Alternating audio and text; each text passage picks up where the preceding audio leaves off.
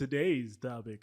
We're actually be covering something my little sister wanted us to talk about, which is monogamy and polygamy. Do you see us reverting to polygamy in a decade or so?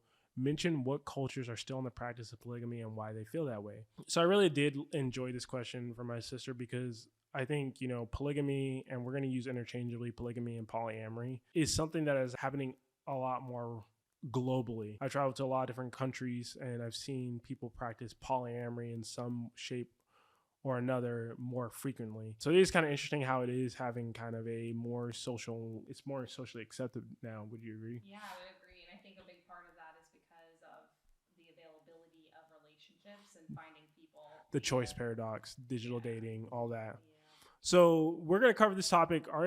Basically, this advice is geared towards young women or men in the dating community and just how to navigate through this time, because I definitely think if I was growing up and I didn't have the values that I developed through like my grandmother, then I would definitely be confused going into the dating world. Because the thing is that the social collective conscience is still the same, that most people want to eventually practice monogamy, but we now have polyamory available. So it's kind of, we're in this splitting point socially. But let's not listen to our opinions on it. We allowed someone who had no moral compass whatsoever to cover this issue. We're actually going to be watching a video. Let the video explain.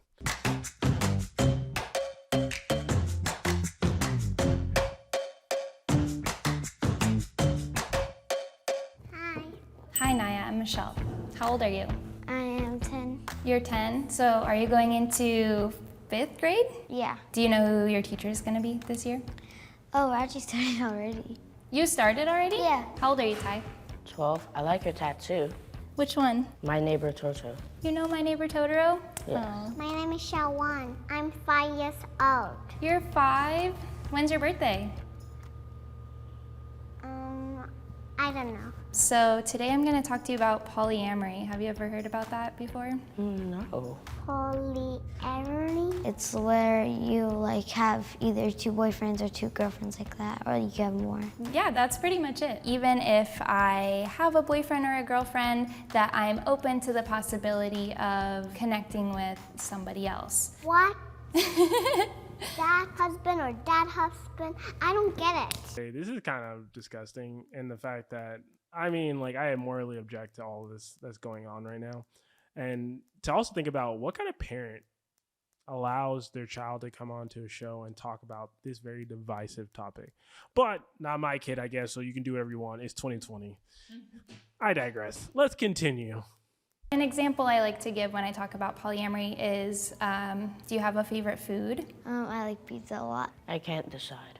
You can't decide. Perfect example, right? Give me your top 3 favorite foods. Can I give restaurants? Sure, yeah. In-N-Out, Chipotle, and Chili's. Okay, awesome. Polyamory is saying, great, it's amazing that you love all of those restaurants and you probably love them for all different reasons, right? Whereas monogamy is you can only eat at In-N-Out for the rest of your life and you can never have another restaurant again. I like that. Even though it's just food, food doesn't either have feelings. I feel like if you do get, let's say 2 boyfriends, the other boyfriend would get jealous. Or if you say the other one of it, the other boyfriend would get jealous.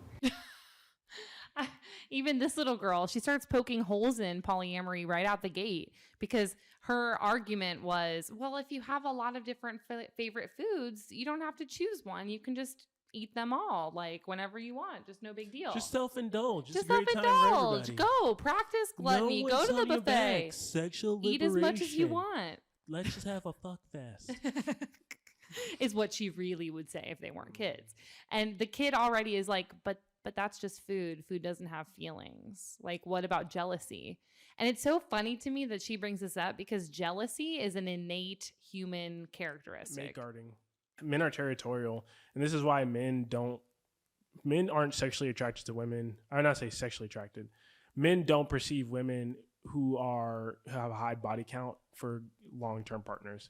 It pokes holes in the idea of purity and pair bonding for a reason, because you're not a good bet for long-term security as far as like having a partner. Because if I have children with you, like I'm always gonna be wondering what are you doing, you running around and stuff like that, because that's like those are your tendencies. This is why men are territorial, where it's like, no, you can't just come sleep with my wife. Except those dudes who, I mean, like dudes who are like, we're not getting into fetishes. yeah, I mean, That's dudes who another- like to be cuckolded, that's like your thing.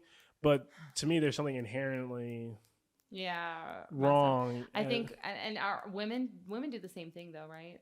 Because I I know would with say women, they get really women. jealous. I think it's more of a provision thing. Women view it as a threat yeah. to their long-term security Yeah. if their mate is, obviously sharing their long-term security with other partners.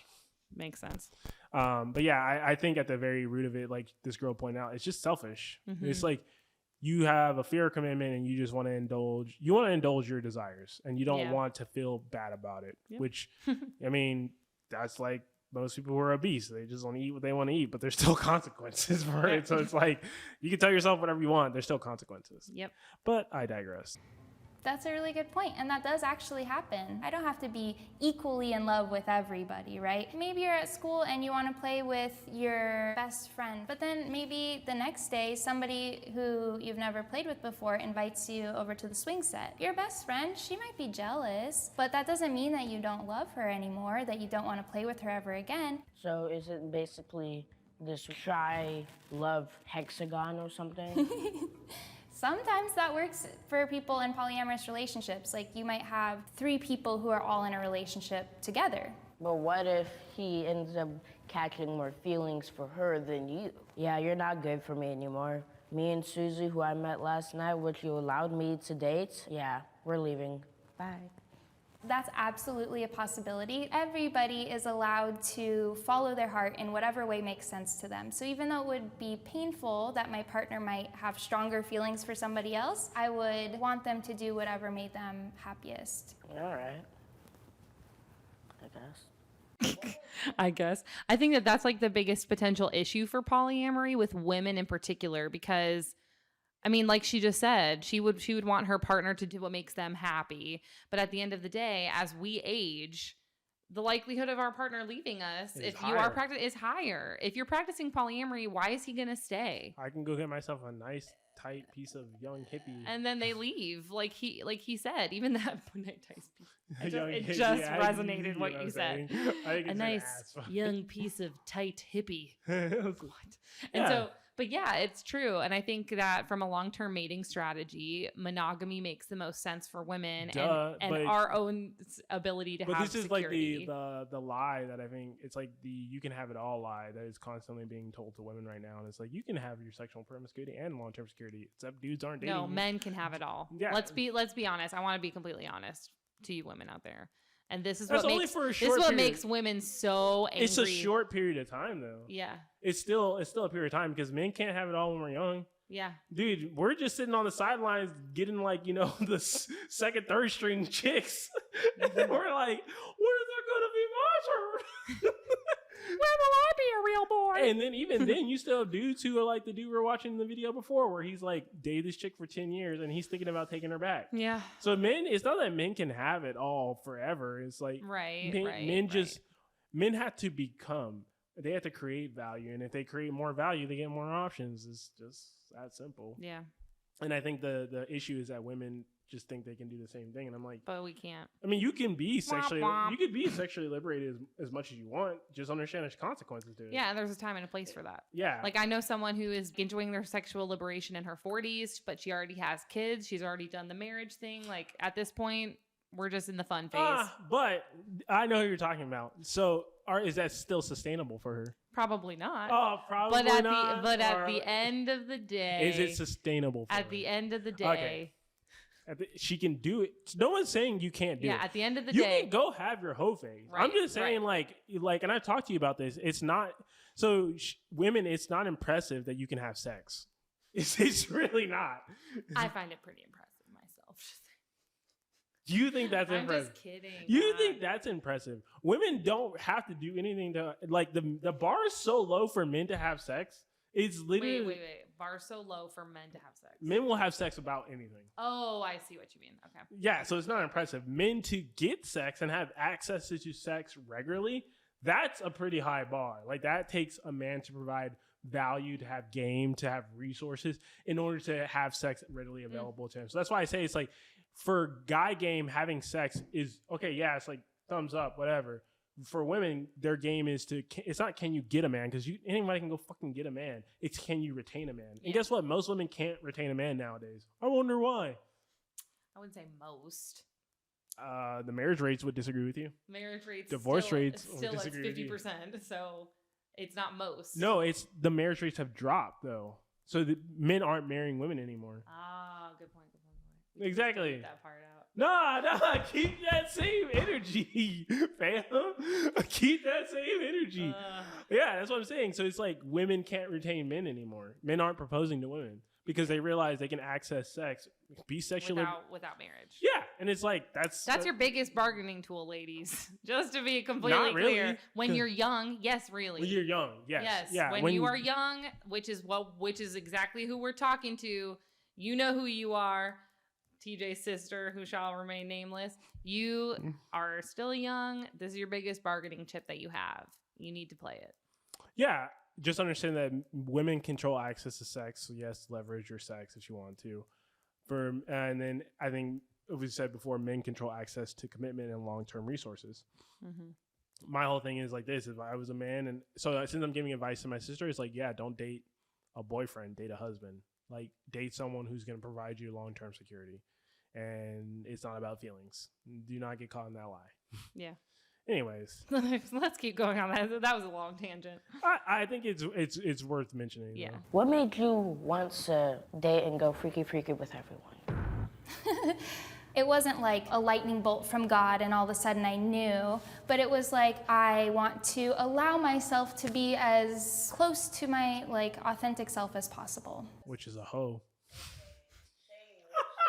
Okay, say you were to get pregnant, how would you know who the father was? Because you're seeing all these men, how could you keep track? Would you just go to boyfriend number 1? Are you the father? Take a DNA test. Nope, okay. It's just roasting. Boyfriend number 69,420. 69,000. Are you the boyfriend? No, okay. Well, that's all of them. Well, for me personally, if I'm going to get pregnant, it's going to be a very intentional, purposeful thing. And at that point, I would probably just want to focus on. Kian, I want to have my hoe phase and have my cake and eat it too. Kian, I want to be polyamorous while I'm young, but then when I decide to settle down and get a baby put in me, I'm going to be monogamous. See the graph. This is literally what women think. And I'm not saying this like every woman, but I would say the majority of women think that they can capitalize and think, oh, I can have my whole phase and then someone's still going to wife me up at the end. It's like, but let's stay away from that. Making blanket statements. Majority, minority. Whatever. 99% of these statistics are found on statistics.com. Shut up. Anyway, my point here that I want to make though is that she recognizes that polyamory is not sustainable long term. Yeah. It's literally all a front. Yeah. And this is like the mental gymnastics that I see all the time with women, which is why I say, dudes, if you run into women like this, recreational use only. Do not take them seriously because they have like done so many mental gymnastics to tell themselves like, yeah, this is okay. It's not shameful. I'm not hurting anyone. This is just fine. But it's like, oh, wait, I'm ready to take things seriously now. So I'm going to need you to, man up. And it's like, or like, I'm ready to take things seriously right now. So you need to be with only me because I'm pregnant with your baby. No, but if that's not keep that same yeah, energy, if that's fam. not the expectation that you've had, like, so kind of SOL there. And that's why I say it's like, you can live the life you want 100%. But I think people need to start coming to terms with the consequences. Yeah, and that's like our whole purpose in life. You and me with the connection is to make people connect the dots to like, listen, we're all about you living the life that you believe is, like she said, your most authentic self. Okay, we are totally about the fact that everybody makes choices, makes different decisions with their life. Not everybody fits a certain mold. Just be that's honest okay. about it. But yeah, realize your consequences. And Stop complaining about it. My thing is, though, I think even though more so, I think it's people about being, if you're going to live your most authentic self, be honest about who you are. Yes. Don't like try to hide it under this veil of like, I'm not hurting anybody, and people get hurt. It's like their And then fault. cry about why you're the only one out of your whole friend group who's in their 30s and still doesn't have kids or married. Or blame men, saying men don't want to commit to you. Men don't want to commit to you. Or blame the host. patriarchy. Yeah, you can't be both the victim and the perpetrator, and that's where I say it's like take accountability. If you want to live your best life and don't have any commitments, that's your choice. That's fine. To my sister, I would tell you it's like definitely rely on your values, because your values are going to take you places that you want to be. Yeah. Not having values is going to take you, if you aim aimlessly at life, it's going to take you places that you don't want to be. Absolutely. So this is why I say living a value-driven life is very important. And I know I've talked about shame, and it's like I think it's important for people to hold other people accountable, and I think it's about being honest, because like in our society we're so PC and politically correct that we can't even be honest with people anymore. And I think like this is the truth. It's like if you want to go and have your fuck fest and live your best life, do it. Do it. But understand that men aren't slut shaming you. You're just a slut. I'm just saying. I mean, like, there's nothing wrong with it. Do it. Men like to fuck sluts. They just don't want to marry them. Mm-hmm. And that's just like the truth. Like, I think it's fine. And don't get me wrong, you can still play some dude and that it's on you. And it's like, if that's what you want in your life, just do it. But stop. I think we need to come to the point where we stop blaming and saying we're this way because men expect us. No, you're this way because you made decisions and you're living your life that way. Yeah. How's it been going today? Like, do you have any thoughts on kind of like monogamy or polyamory? Yeah, I say monogamy is not bad. Monogamy's not. Why don't you think it's bad? Like, it's not bad. Yeah, it's good. I've never met a person, the other like, I don't know how to say it. Do you think that it's good that your parents are monogamous? Oh, yeah. Do you think like your mom would like it if your dad had another girlfriend? No. See these just in movies, and that's why you decide to be monogamous, or do you decide on your own decision? That's a really great question. There is something about having like one singular partner, one person you can truly depend on, that actually kind of help like simplifies everything, because it's about that stability and about that person who you know, no matter what happens in your life, that they will be there for you. And that is the prime argument For monogamy. in my mind. Is the future. Yeah, it's your long-term security. Long-term planning, like I said before, is for society. So men are not hardwired for monogamy. I will give you that. Societally, we have groomed men to be monogamous. I don't think there's necessarily anything wrong with that, because I do think it provides the most stable kind of society. I think what we've seen in the past and things like where it's like you have a bunch of dudes, which we're kind of going back to this a little bit, but it's like the thing that allows you to raise a family and have the most stable home life will be monogamy. Now, I think in the West, we've told people your love life needs to be this, it needs to be that, it needs to be so exciting, and everyone should make you feel good. And it's like, no, that's not the function of marriage. The function of marriage is to create a life and a legacy that is stable and can last. And that can carry on past your time on this earth. Yeah, and it's not like you go and you be polyamorous and you spread your love all over the place and everything. Like that's fine. It's not really love, but at the end of your life, when you are dead, when you are dying and you're about to like be completely gone, the only thing that will carry on your legacy are your children. And this is why I think more people, I would tell this to my little sister, is like, I think you should go volunteer in a nursing home. I think a lot of little kids need to go volunteer in a nursing home, because we do a good job of hiding away old people in the US, where we put them out of sight, out of mind. And it's like, people don't want to be faced with their mortality. Look at like COVID. As soon as people are faced with their mortality, what do? They freak the F out. Yeah. So I think, to me, what I think is very beneficial is like, go look in those nursing homes and go look and see what relationships, what made them last. And it's like two people just figuring out life together. They didn't think it was ever about happiness. It was never about me being happy. It's about me making it work. Mm-hmm. And I think that's what we've lost in our generation because of consumerism and digital media. Constantly wanting everything in the instant gratification. Yeah, and it's like, it's just not achievable. It's not even realistic. It's a dream. It's something you will never attain. But overall, to my sister, to answer your question, and to any other young viewers watching this, do I think polygamy and polyamory will replace monogamy? No. I think it's going to become a lot more popularized, and it's going to become a lot more mainstream. But I think what is going to happen is people are going to realize it is not long-term sustainable. Yep. And that's going to create a lot of fallout in our generation. We're definitely going to, when we get to the tail end, it is not going to look pretty in my mind, because we're going to have a lot of people making decisions that were poor decisions. And then they're going to be in their 40s and realize, like, I don't have retirement. I don't have like life insurance. I don't have anyone to build a life with. Like, I am alone, and now I need to work until the day I die. I don't have kids to help take care of me. I have nothing and no one, because all I wanted to do was, and it's like we just basically forgot all the knowledge that our forefathers and foremothers, whatever, and the elders would have passed on to us. Like, we've just tossed it all the time, because it's always like, it's like, fuck boomers now, right? Like, that's the thing. So my advice to my sister is, like, take those values. They may not seem like they are important, but that's the reason why they're there. They're not sexy. They're not sexy, and they're not meant to be sexy. They're meant to help you live the most fulfilling life. Yeah. And it's not about living a sexy, high speed, high fast, having a lot of sexual partners. That's never going to get you where you want as far as like long-term fulfillment. Yep. But, I digress. Once again, we also want to reinforce that it's everyone's choice. Yeah. If you want to live a polyamorous, polygamous lifestyle, that's fine. I just ask, not that I ask anything, but it's like, I would suggest, do it in the most healthy and honest way possible. But at the end of the day, if you're looking for real relationships and real connection, I would say choose monogamy. Yep. So, monogamy. Monogamy on 3. 1, 2, 3. Monogamy. You didn't say monogamy. Oh, shoot.